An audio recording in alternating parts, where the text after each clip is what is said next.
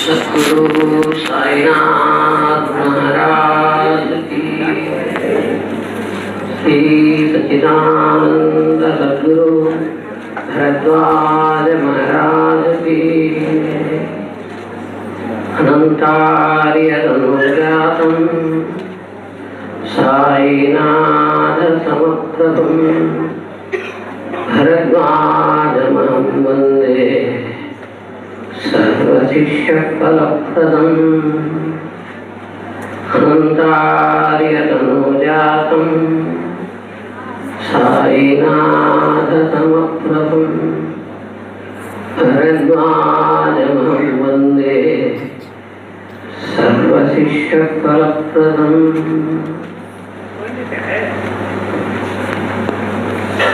మహనీయుల చరిత్ర పారాయణ మహత్యం.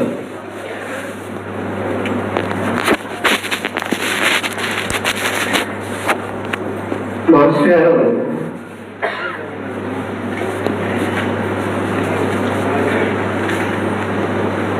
సాయి లీలామృతం, గురు చరిత్ర, ఈ రెండు గ్రంథాలు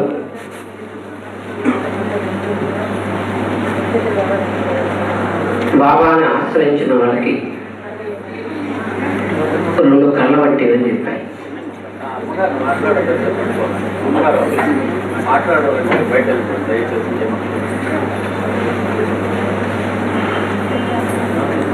వీటిల్లో శ్రీ గురు చరిత్ర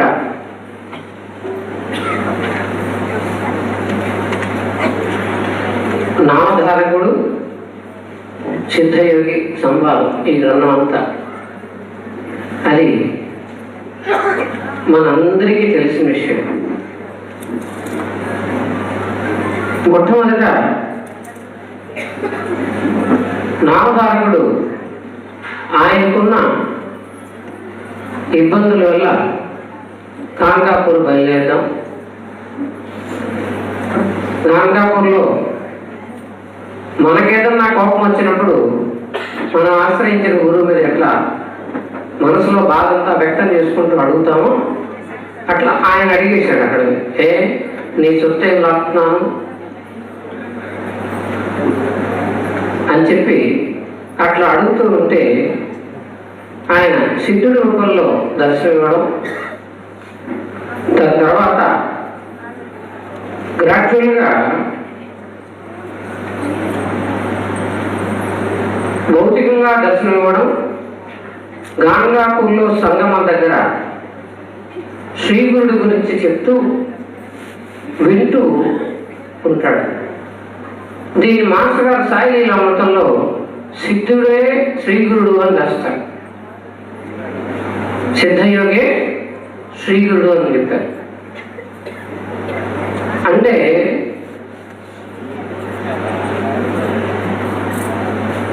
పారాయణలో పరాయణత చెందుతూ అంతరంగికంగా ఆ గురువుని పూర్తిగా విశ్వాసంతో నువ్వే దిక్కు అని కనుక ఆశ్రయిస్తే సిద్ధుడు రూపంలో శ్రీగురుడు ఎట్లా దర్శనమిచ్చారో ఆ గురుచరిత్ర పారాయణ చేస్తే మనం ఆశ్రయించిన గురువు ఎవరో కూడా మనకు తెలుస్తుంది అని మాస్టర్ గారు గురుచరిత్రలో స్పష్టంగా తెలియజేశారు. ఇట్లా తెలియజేస్తూ బాబా ద్వారకామాయంలో ఈ గురుచరిత్ర పారాయణం చేయించడం వల్ల ఈ ప్రపంచానికి ఏదో పని తెలియజేయడం కోసమే చేస్తారని చెప్తారు. సిద్ధుడు నామధారకుడు శ్రీగురుని ఆశ్రయించిన తర్వాత లాస్ట్లో గాంగాపూర్లో శ్రీగురుడు అంతర్ధామై బయలుదేరుతూ ఈ పాదకుల రూపంలో నేను ఉంటాను అని చెప్పి అక్కడి నుంచి బయలుదేరి శ్రీశైలంలో అంతర్ధానం అవుతారు. అంతర్ధానం అయ్యే ముందు నాయనలారా మీకు సర్వ శుభాలు ప్రాప్తించుగాక. ఈ చరిత్ర పారాయణం చేసే దగ్గర సిద్ధులు దాస్యం చేస్తాయి, నవనిధులు పరిచారకులు అవుతారు అని చెప్తారు.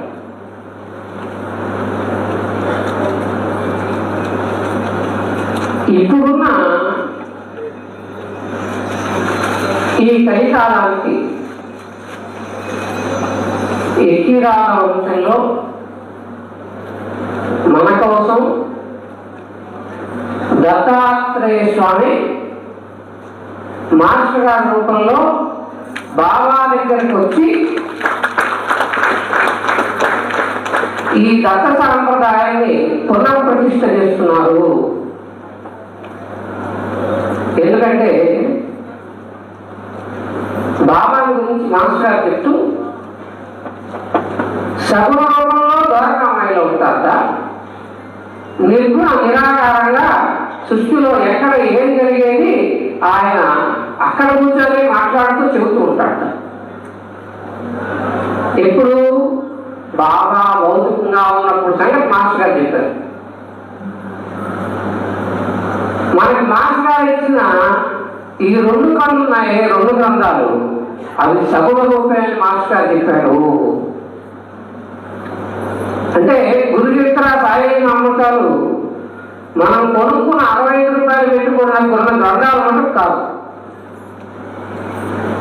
ఎప్పుడు అవి సగుణమని మనకు తెలుస్తాయి అంటే ఆ పారాయణ చేస్తూ అంతర్లీనంగా ఆ గురువు సన్నిధిలో మనం పారాయణ చెందినప్పుడే ఆయన సగుణ రూపంలో ఆ గ్రంథంలో ఉన్నారని మనకు అర్థమవుతుంది.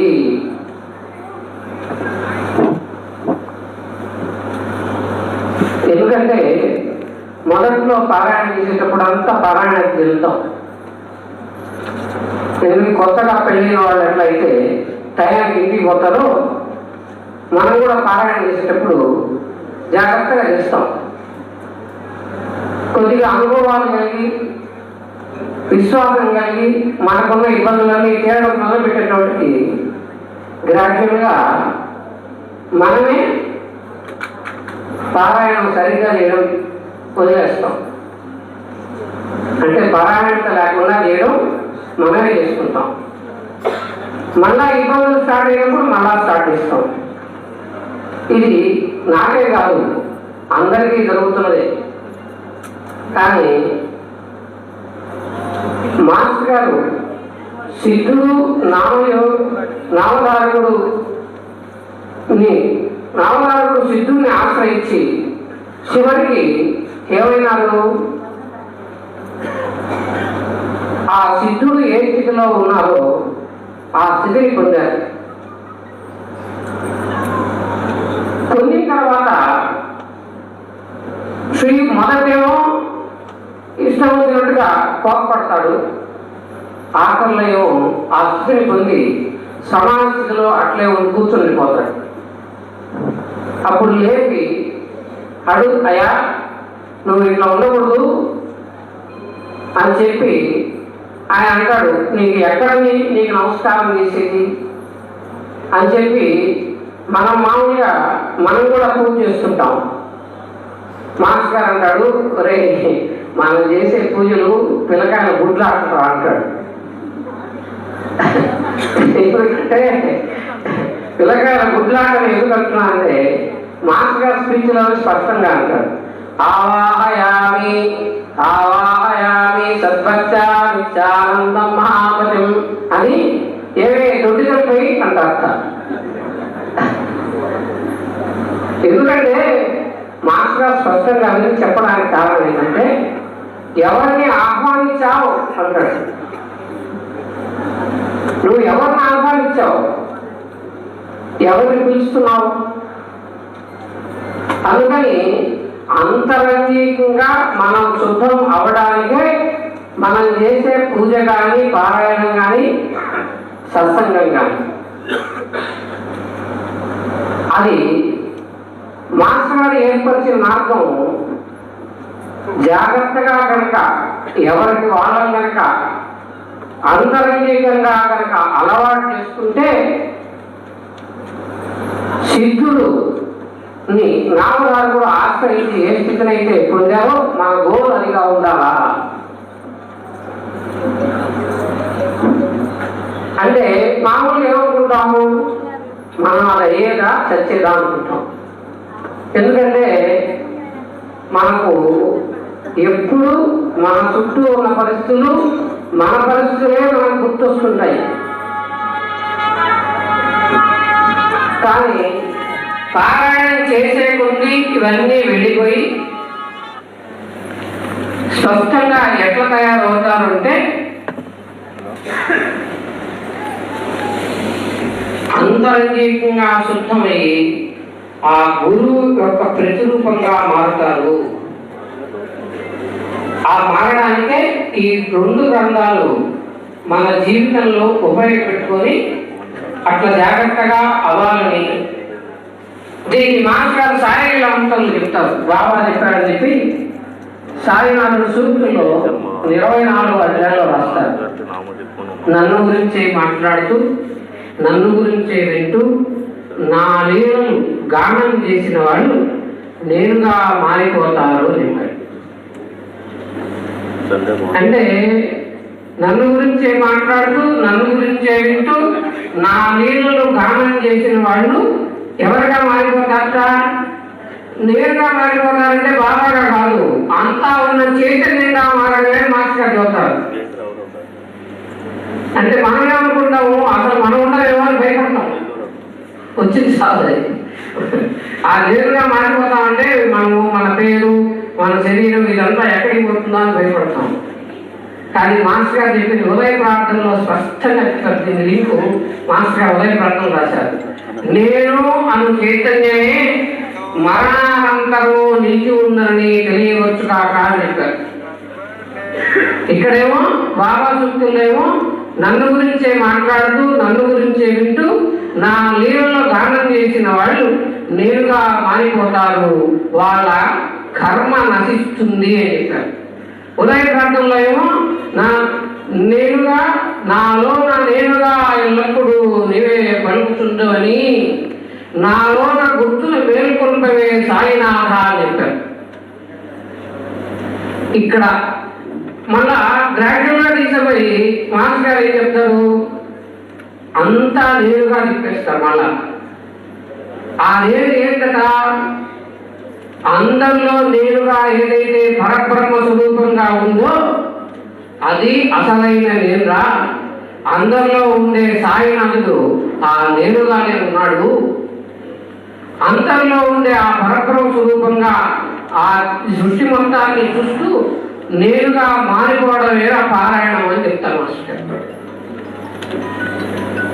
అట్లా పారాయణం మనం ఈ విధంగా భావన చేస్తూ మాస్టర్ గారు చెప్పిన మార్గం నాకు తెలిసి ఎంతమంది గురువులు ఇంకా భూమి మీదకి వచ్చినా మాస్టర్ గారు ఏర్పరిచిన మార్గం మాదిరి ఉండదు. ఎందుకంటే ఎందుకు ఉండదు అంటే మనం ఎక్కడ కూర్చొని పారాయణ చేస్తే అక్కడ మాస్టర్ గారే ఉంటున్నాడు. మన ఇంట్లో కూర్చొని పారాయణ చేస్తున్నా సత్సంగాలు చేస్తున్నా ఎవరికి వాళ్ళకే మాస్టర్ గారు అక్కడ ఉన్నట్టుగా అనుభూతి కలుగుతూ వాళ్ళ ఇల్లుని సాగిసంగిగా మారుస్తున్నారు. అందువల్ల ఎవరు ఎన్ని రాసినా ఆ విధంగా మన ఎదురుగా వచ్చి కూర్చొని ఎవరు వాళ్ళ వల్ల కాదు మళ్ళా రాదు కూడా అంత స్పష్టంగా నిర్దుష్టంగా. ఎందుకంటే ఈ మధ్య మాస్టర్ గారు జయంతి రోజు సాయంత్రం 3 గంటలకి ఎవరైనా అనుభవాలు చెప్పండి అని చెప్పి మైక్ పెట్టాం. పెద్దాపురం నుంచి ఒక ఆయన నుంచి మైక్ తీసుకొని మాట్లాడుతూ మాస్టర్ గారు భౌతికంగా ఉన్నప్పుడు శివరాత్రి రోజు మా ఊరికి వచ్చారు. ఆ రోజు రాత్రి అంతా పొద్దుపోయిన దాకా సత్సంగం చెప్పారు. సత్సంగాలు చేసుకుంటూ పారాయణం చేసుకుంటుండండి అని చెప్పారు. మళ్ళా మాస్టర్ గారు మా ఊరు రాలేదు. ఈ మధ్యనే నాకు కల్లో కనిపించారు. ఎట్లా కనిపించారంటే ఆయనకి ఇక్కడ అందరూ నరసోబడి చూసుంటారు.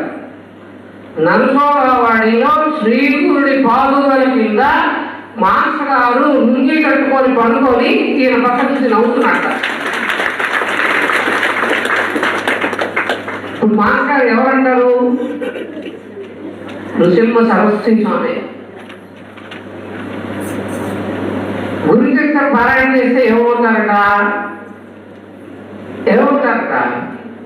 సిద్ధుడు నీ ఆశ్రయించిన వాళ్ళు ఎట్లయితే లాస్ట్ లో ఆ స్థితిని పొందారో, మనం కూడా మాస్టర్ గారిని ఆశ్రయించి ఆయనే దిక్కనుకొని గురుచరిత్ర సాయిరామం పారాయణం చేస్తే ఆయన ప్రతిరూపంగా మనల్ని మార్చడానికి సమాధిలో కూర్చొని ఇప్పుడు కూడా సిద్ధంగా ఉన్నారు మాస్టర్. ఎందుకంటే మాస్టర్ గారు సమాధి చెందేంత వరకు సాయినాథునే నిర్మించారు మాస్టర్. ఎందుకంటే చివరి శ్వాస వరకు సాయిబాబా సాయిబాబా అంటూనే మాస్టర్ గారు సమాధి చెందారు. ఎవరన్నా అడిగితే బాబాకి చెప్పి దుమ్లో టెంకాయ ఇచ్చి వెళ్ళండి చెప్పారు. దీన్ని మాస్టర్ గారు మహాత్ముల బిడ్డలో రాస్తారు. శ్రీగురుడు నరసోవాడి నుంచి గానకాపురం బయలుదేరుతూ భగవంతుడు ఆదేశమైంది, అందుకని ఇక్కడి నుంచి నేను గానకాపురం పోతున్నానని చెప్పారట. పరబ్రహ్మ స్వరూపంగా వచ్చిన నృసింహ సరస్వతి స్వామి అంట చెబితే నేను గురువునే మనం చెప్పడానికి మంది గుండె చెరువా అంటాడు మాస్టర్. అందుకని అంత ఉద్దునుడైన మహనీయుడుగా మాస్టర్ గారిని మనం ఆయన రాసిన సాయిరామం గురుచరిత్రలో మాస్టర్ గారు తపశక్తితో ప్రతి అక్షరాన్ని నివిడీకృతం చేసి సాయినాథుడి సామ్రాజ్యాన్ని మళ్ళా సత్యయుగం ఎట్లా ఉంటుందో అట్లా ఉండాలని మాస్టర్ గారు కోరట. సత్యయుగం ఎట్లా ఉంటుందో మనకు తెలియదు, కానీ మనకు ఒక పరబ్రహ్మ స్వరూపమైన అసలైన ఉత్తముడైన మహనీయుడిని మనం ఆశ్రయించగలిగాము. ఎన్నో జన్మల పుణ్యం వల్ల ఆయన ఆశ్రయించాం. ఈ రెండు గ్రంథాలు కనుక మనం పారాయణ చేసుకుంటూ మనకు తెలిసిన వాళ్ళకి మన ఇంట్లో వారానికి ఒక్కరోజు సత్సంగం చేస్తూ 4 హారతులు పూజ పారాయణం ఇవి కనుక మన ఇంట్లో కనుక మనం చేసుకుంటూ మనకు తెలిసిన వాళ్ళకి చెప్తూ ఉంటే మన ఇంట్లో మన మాస్టర్ గారే ఉంటారు. మన ఇల్లు ఆయన సన్నిధిగా మారుతుంది. మనకు తెలిసిన వాళ్ళందరికీ ఇందాకనే నేను అక్కడ నిలబడున్నా ఒక ఆయన వచ్చాడు. సార్ నాకు మాస్టర్ గారు చేసి అంది మీకు చెప్తాను అన్నాడు. మాస్టర్ గారు ఏదో మనకు చెప్పి తెలుసుకున్నాడని నేను గమ్మున నిలబడ్డాను. ఆయన చెప్పింది ఏంటంటే, ఆయన చిన్నప్పుడు ఒక గుళ్ళో తెలిసి తెలియని వయసులో ఆడుకుంటూ వాళ్ళ ఊళ్ళో గుళ్ళో పూజ మామూలుగా మనం తీర్థం వేసే వెండి స్పూన్ దొంగిలించాట. ఆయన తెలియదు, ఎప్పుడో చిన్నప్పుడు జరిగిపోయింది. ఈ ఊళ్ళోనే ఇబ్బందులు పడుతూ జీవితం ఎట్ట గడపాలా అని బాగా ఏడుస్తూ నిద్రపోయినట్ట. మాస్టర్ కలుస్తుంది కాల్లో కనిపించి ఎవరే ఇప్పుడు చిన్నప్పుడు గుళ్ళో స్పూన్ దొంగిలించారా, ఆ కర్మంతా ఇప్పుడు నిన్ను వెంటాడుతున్నారా, నువ్వు పోయి స్పూను దాంతో ఆ గ్లాసు 2 కొని అక్కడ ఇచ్చేరా, అందరితో ఆ కర్మ అవుతుందని చెప్పాడు. దాంతో అది ఇచ్చేసాడు, అయిపోయింది. తర్వాత నుంచి సాయి లీలామృతము గురు చరిత్ర విపరీతంగా పారాయణ చేశాడు, సత్సంగాలకు వస్తున్నాడు. వాళ్ళ అమ్మాయికి ర్యాంక్ వచ్చిందట ఎంబీబీఎస్ చేర్చడానికి. కానీ డొనేషన్ కట్టాలంటే బంధువులు ఎవరు అడిగినా అంత ఎంబీబీఎస్ మనం నీకు డబ్బులు లేకుండా నువ్వు చదివాల్సిన అవసరం ఉందిలే అని అందరూ ఎవరికి తగ్గట్టుగా ఒక సలహా ఇచ్చారు. మాస్టర్ గారు ఇంట్లో మాస్టర్ గారి దగ్గర కూర్చొని బాగా కళ్ళని పెట్టుకుంటే సీటు వస్తుంది అని చెప్పారు మాస్టర్ గారు. పారాయణ చేస్తున్నారు ఆయన.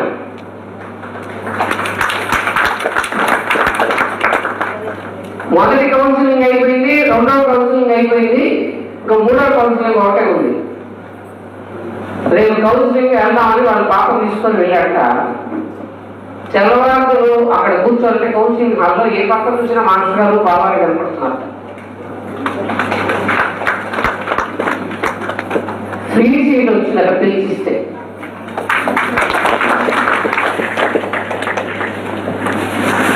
అంటే ఒక పక్క ఇప్పుడు ఒక పక్క లౌకికంగా మనల్ని ఇప్పుడు మళ్ళా మనం మద్దతుకు వస్తాం. మనం ఇదంతా ఇంటికి రావడం ఏంటి, నిద్ర లేని పారాయణ చేసి మన సమస్యలను చెప్పుకుంటే పోదా అనిపిస్తుందేమో.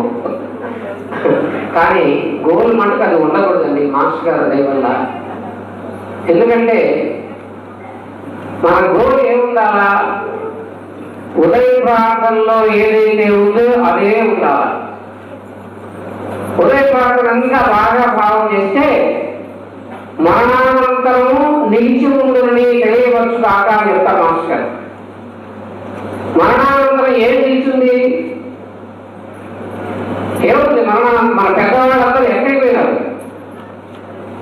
వాళ్ళు చూద్దామన్నా ఎవరు లేరు కదా, మన తాత ముత్తాతలు వాళ్ళందరూ ఎక్కడున్నారు? మనకి తెలియదు, వాళ్ళకి తెలియదు. మనకి తెలియ మనము మాస్టర్ గారు ఏర్పరిచిన పవిత్ర మార్గంలో బాగా పారాయణం చేసి ఆయన ఏర్పరిచిన విధంగా జీవితాన్ని గడిపి బాబాని మాస్టర్ గారు ఆశ్రయించి మాస్టర్ గారు ఏమైనారు? బాబా అయినారా? ఎట్లయినారు? బాబా ఏ స్థితిని అనుభవించారో అది అనుభవించారు. బాబా ఏ స్థితిని అనుభవించారు? ఆ నేను అని చైతన్యమే మరణానంతరము నిలిచి ఉందని తెలియవచ్చు కాక అని చెప్పారే, అది మాస్టర్ గారు అనుభవించారు. మనకి ఏర్పాటు చేసింది ఏం కదా ఆ పవిత్రమైన మార్గం, పూజ, పారాయణము, సత్సంగము. ఈ మూడు కనుక మీరు రెగ్యులర్గా అలవాటు చేసుకుంటే మీరు కూడా ఆ స్థితిని అనుభవించడానికి ఇది పవిత్రమైన మార్గం అని చెప్పారు. అట్లా మాస్టర్ గారు స్పష్టంగా పూజా విధానం దగ్గర నుంచి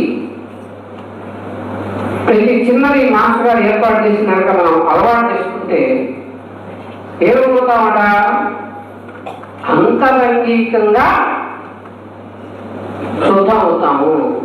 దాంతో ఈ సృష్టి మొత్తం గురు రూపంగా మనము ప్రయత్నం చేయడానికి, అలవాటు చేసుకోవడానికి, అంతరంగికంగా దగ్గర అవ్వడానికి, మన శరీరం మనం ఆ విధంగా ఉండడానికి కూడా అలవాటు అవుతుంది. నేను 13 ఏళ్ల క్రితం మాస్టర్ సమాధికి ప్రదక్షిణాలు చేస్తున్నాను. ప్రదక్షిణాలు చేస్తుంటే శ్రీగురుడి అంతర్ధానానికి రుద్రాభిషేకం చేయమని చెప్పి తీవ్రంగా సమాధి దగ్గర నుంచి ప్రేమ వెళ్తున్నాను. అప్పుడు బిగిన్ చేశాము. ఇది 10వ సంవత్సరం. గురుగిరితో పారాయణ చేస్తే శ్రీగురుడు అంత గొప్పవాడని, దత్త సాంప్రదాయంలో ఇంత గొప్పదని, మహాబాబా యొక్క విశిష్టత ఇంత గొప్పదని నాకు ఆలోచించలేదు. పారాయణం చేసినందువల్ల చేస్తూ చేస్తూ చేస్తూ ఉంటే సత్సంగాల్లో అలవాటై నెల్లూరులో గ్రాడ్యువల్గా ఏమైందంటే మనం ఎటుపోయినా మాస్టర్ గారు ముందు ఉంటున్నాడు. మనం ఏ పని చేద్దామన్నా మనకంటే ముందు మాస్టరే అక్కడ కావాల్సిన ఏర్పాట్లు అన్నీ చేస్తూ స్పష్టంగా ఆ కార్యక్రమానికి ఆయన ఉనికి వల్ల జరుగుతున్నదని మనకు తెలుస్తుంది. దానివల్ల అంతరంగికంగా ఎవరికి దగ్గర అవుతున్నాము? మాస్టర్ గారి దగ్గర. ఇట్లా మనం ఉన్న ప్రదేశంలో ఎక్కడన్నా ఉంది, దీనికి మనం ఉన్న ప్రదేశంలో కనుక మనం అలవాటు చేసుకుంటే ఒక పక్క మన లౌకికంగా మనకు కావాల్సినవన్నీ ఆయన చూస్తూ, ఇంకో పక్క ఆధ్యాత్మికంగా మనల్ని మన కుటుంబాన్ని ఆయన ఉనికితో నడుపుతూ మన జీవితాన్ని సాయి సన్నిధిగా మారుస్తారని చెప్పారు. మన సాయి సన్నిధి అంటే అసలు సాయి సన్నిధిగా మార్చడం అంటే ఏంటి? సాయి సన్నిధిగా మార్చడం అంటే షిరిడీలో పోయి ద్వారకామాయి దగ్గర గురుస్థానం దగ్గర అక్కడ ఉండడం కాదట. అంతరంగికంగా సాయినాథుని బాబా ఏదైతే అనుభవిస్తూ ఉన్నారో అట్లా మనం కూడా లోపల పీస్ఫుల్ గా ఉంటూ ఆయనకి అంతరంగికంగా దగ్గర అవడమే. అట్లా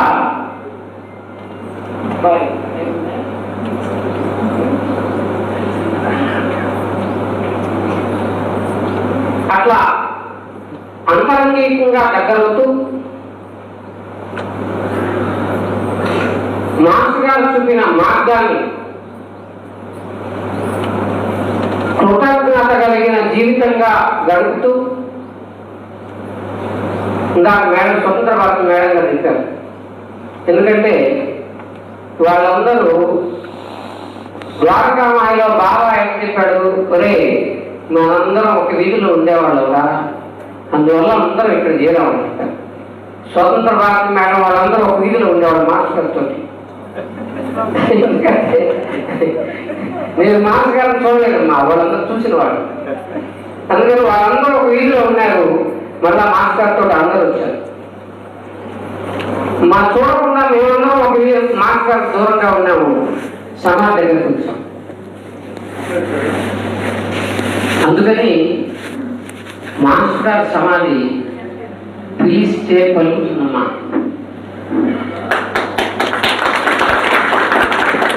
ఎట్ట పిలిస్తే పలుకుతుందంటే ఎట్ట పిలిచినా పలుకుతాడు ఆయన.